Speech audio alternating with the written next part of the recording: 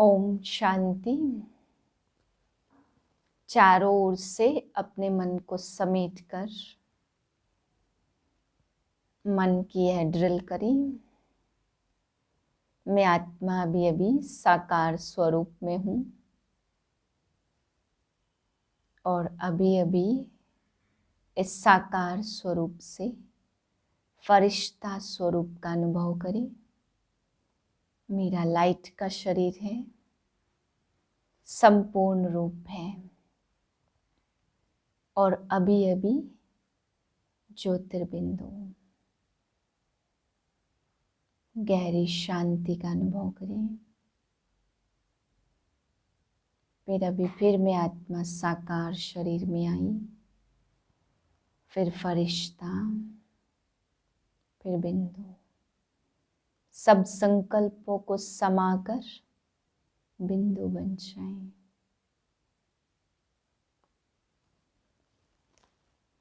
इसी स्थिति में आज के महावाक्य सुनते हैं। आज बाबा हम बच्चों को समझाते कि बच्चे, ये तुम्हारा पुराना शरीर भी तुम्हारी प्रॉपर्टी नहीं है, बल्कि रावण की प्रॉपर्टी है, क्योंकि कर्म बंधन का शरीर है। अब घर चलना है, इसलिए बाबा कहते हैं हर एक से अपने तन से भी ममत्व निकाल दो। फिर बाबा समझा रहे कि बच्चे, तुम्हें सबको सुख देना है तो तुम चक्र को याद करो।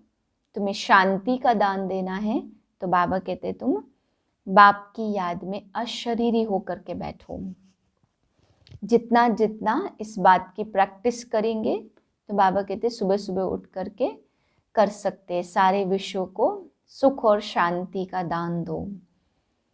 अभ्यास से ही यह दान आप बच्चे दे सकेंगे।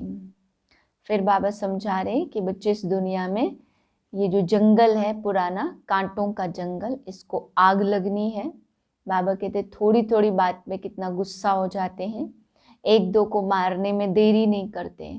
इसलिए बाबा कहते बच्चे, ये सूखा झाड़ है, इसे बहुत जल्दी ही आग लगनी है। अब तुम्हें याद में रहना है कि मुझ आत्मा को अशरीरी बन करके वापस घर जाना है। मीठे बच्चे, यह तन रावण की प्रॉपर्टी है, इसे रावण को देकर अशरीरी बनकर घर जाना है।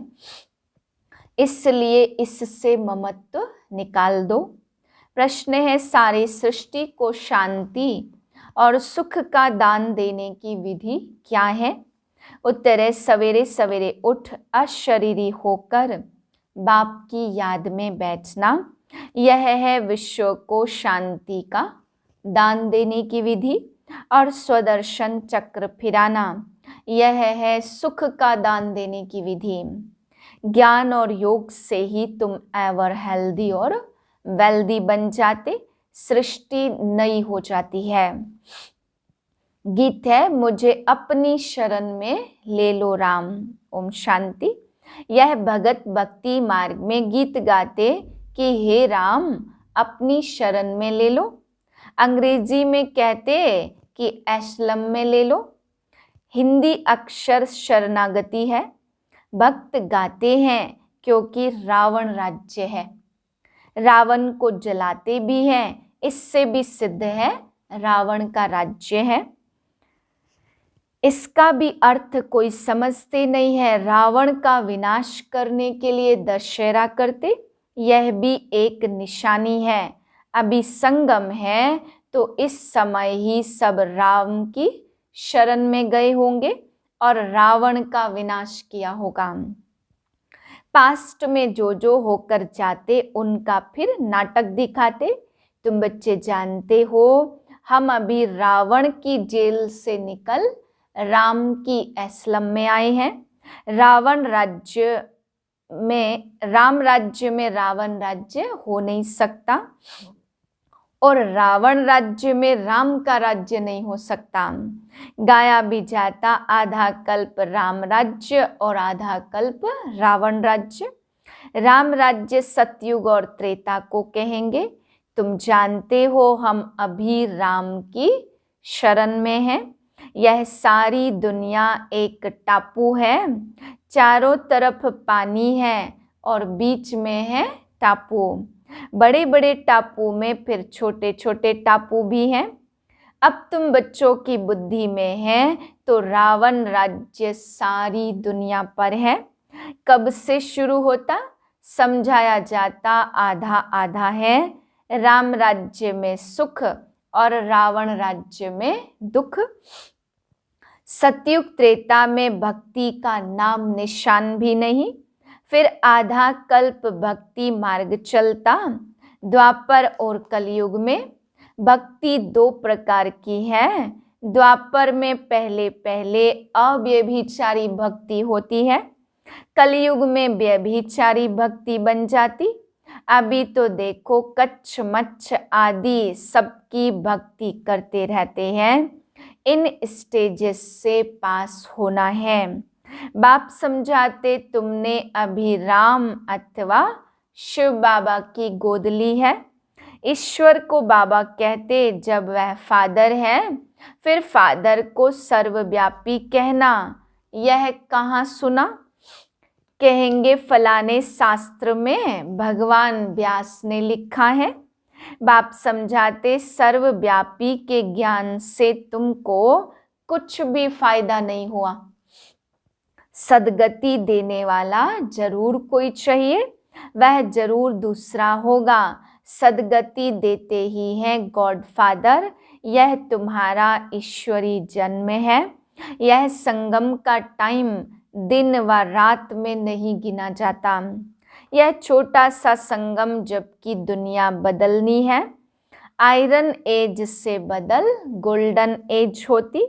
यह हुआ जैसे श्लोक इसका अर्थ किया जाता। राम की शरण में जाने से तुम सुख अर्थात राम राज्य पाएंगे।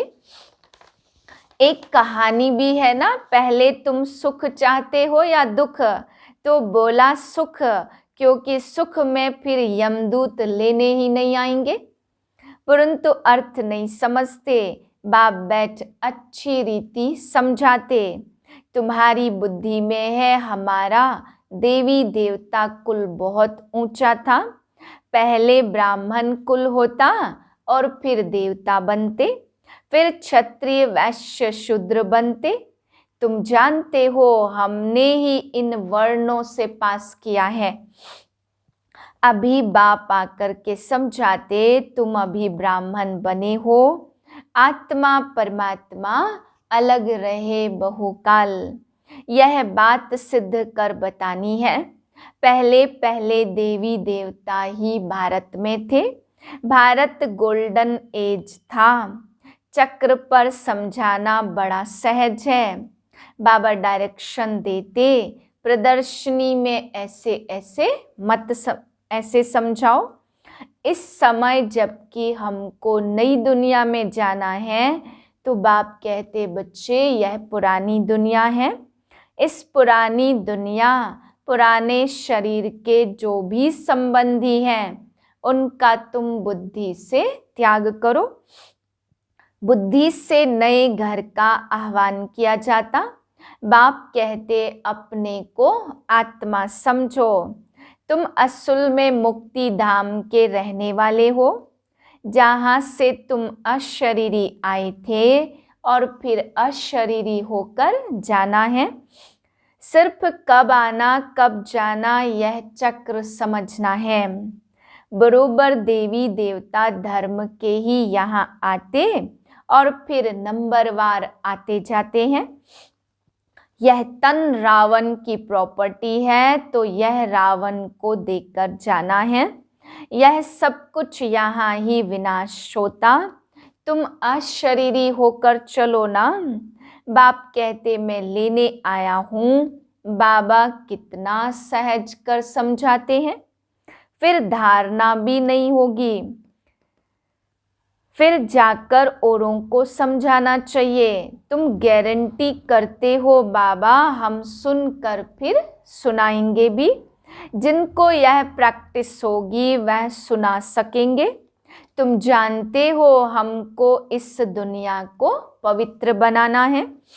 योग में रहकर शांति और सुख का दान देना है। इसलिए बाबा कहते रात्रि को उठकर योग में बैठो तो सृष्टि को दान दो। सवेरे सवेरे अशरीरी होकर बैठते हो तो तुम भारत को बल्कि सारी सृष्टि को योग से शांति का दान देते हो। और फिर चक्र का ज्ञान सिमरन करने से तुम सुख का दान देते हो। सुख होता है धन से, तो सवेरे सवेरे उठकर याद में बैठो, बाबा बस अब हम आपके पास आए कि आए। अब हमारे 84 जन्म पूरे हुए तो सवेरे उठकर बाप को याद कर शांति और सुख का दान देना पड़े। योग और ज्ञान से हेल्थ और वेल्थ मिलेगी। सतयुग त्रेता में हेल्दी वेल्दी हैं, अब हम हेल्दी और वेल्दी बनते, फिर आधा कल्प हमारा ही राज्य चलता है। बुद्धि में जब यह ज्ञान हो तब खुशी रह सके। बल यह भी लिख दो कि 2500 वर्ष के लिए एवर हेल्दी वेल्दी बनना हो तो आओ इस ईश्वरीय नेचर क्योर सेंटर में। परंतु यह लिखेंगे भी वह जिनमें ज्ञान होगा। ऐसे थोड़े सेंटर हम खोलते, सर्विस आप आकर करो। जो खोलते हैं उनको खुद सेवा करनी चाहिए। झगड़ा सारा पवित्रता पर चलता। विष न मिलने से अत्याचार करते हैं। तब ही गाते दुख में सुमिरन सब करे, सुख में करे न कोई। लोक कहता कलयुग के अंत में सबको पतित होना ही है। जब तक संगम आए और राम राज्य की स्थापना हो जाए और फिर रावण राज्य का विनाश हो। अब विनाश की तैयारी हो रही है, रावण राज्य तो खलास होना ही है। बाकी यह है गुड़ियों का खेल, कितने गुड्डे गुड्डियां बनाते। बाप कहते यह सब अंधश्रद्धा है। जितने भारत में चित्र बनते उतने और कहाँ भी बनते नहीं है। भारत में ढेर चित्र है, गाया भी जाता ब्रह्मा का दिन और ब्रह्मा की रात। बाप समझाते पुरानी चीज को आपे ही आग लग जाती है ना। अब यह दुनिया है जड़ जड़ी भूत। जैसे बट का जंगल होता तो उनको आपे ही आग लग जाती, इनको भी आग लगनी है। थोड़ा भी कुछ आपस में हुआ तो आग सुलग जाएगी। घर में छोटी बात पर झगड़ा हो जाता, आपस में दोस्त होते, थोड़ी सी बात पर ऐसी दुश्मनी हो जाती जो एक दो का गला काटने भी लग पड़ते। क्रोध भी कम नहीं है, एक दो को मारने के लिए देखो कितनी तैयारी कर रहे हैं। यह है ड्रामा। क्रिश्चियन लोग हैं दोनों बड़े, आपस में मिल जाए तो सब कुछ कर सकते हैं। पोप भी क्रिश्चियन का हेड है, उनका मान बहुत रखते हैं, परंतु मानते उनकी भी नहीं है। यहाँ भी जो बच्चे बाप की नहीं मानते तो वह विनाशी पद पाते। श्रीमत पर चलना चाहिए। श्रीमत भगवत गीता है ना, और कोई शास्त्र में श्रीमत है नहीं। मनुष्य तो पुनर्जन्म में आते, विद्वानों ने तो जन्म मरण से रहित की गाई हुई गीता में पूरे 84 जन्म लेने वाले का नाम डाल दिया। वास्तव में परमपिता परमात्मा ही ज्ञान का सागर, पवित्रता का सागर और पतित पावन गाया हुआ है। वही वरदान देते हैं बच्चों को, उनके बदले कृष्ण का नाम डाल देते। कोई एक बात भी समझ जाए तो उनके सब जिज्ञासु टूट पड़े, सबका मुंह पीला पड़ जाए। कितनी बड़ी भूल है, तब ही बाप को आना पड़ता। किसको समझानी देने में भी टाइम चाहिए। पहले पहले तो निश्चय कराओ परमपिता परमात्मा से आपका क्या संबंध है। सब कहते भगवान की लीला, एक रूप छोड़ दूसरा धर लेते, लेकिन परमात्मा कोई पुनर्जन्म थोड़ी लेते हैं। त्वमेव माताश्च पिता त्वमेव कहते, ओ गॉड फादर भी कहते। बाप दादा का अर्थ भी किसकी बुद्धि में नहीं है। ओ गॉड फादर कहते तो जरूर मदर तो चाहिए ना, परंतु किसकी बुद्धि में आता नहीं है। बच्चों को समझाया तो शरण कब ली जाती, जब रावण राज्य खत्म होता तब राम आते हैं। राम की शरण लेने से सद्गति मिलती। कहते हैं राम राज्य हो, यह पढ़ाई है मनुष्य से देवता बनने की। मनुष्य किसको देवता बना न सके। बाबा आकर मनुष्य को देवता बनाते, क्योंकि बाबा ही स्वर्ग की स्थापना करते हैं। ब्राह्मणों की माला नहीं गाई जाती, वैजंती माला है विष्णु की। यह ईश्वरी घराना है जो अब नया शुरू होता। आगे था रावण का आसुरी घराना।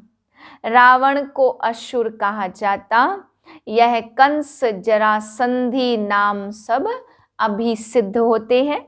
जन्म जन्मांतर तुमको साकार से वर्षा मिलता, सतयुग में भी साकार से मिलता। सिर्फ इस समय तुमको निराकार बाप से वर्षा मिलता है। अच्छा, मीठे मीठे सिक्के लदे बच्चों प्रति माता पिता बाप दादा का याद प्यार और गुड मॉर्निंग। रूहानी बाप की रूहानी बच्चों को नमस्ते। हम रूहानी बच्चों की रूहानी बाप को नमस्ते। धारणा के लिए है पहली पॉइंट, देह सहित पुरानी दुनिया के संबंधी आदि सब भूल स्वयं को देही समझना है। बुद्धि से नए घर का आह्वान करना है। दूसरी पॉइंट, सवेरे सवेरे उठ सारी दुनिया को शांति और सुख का दान देना है।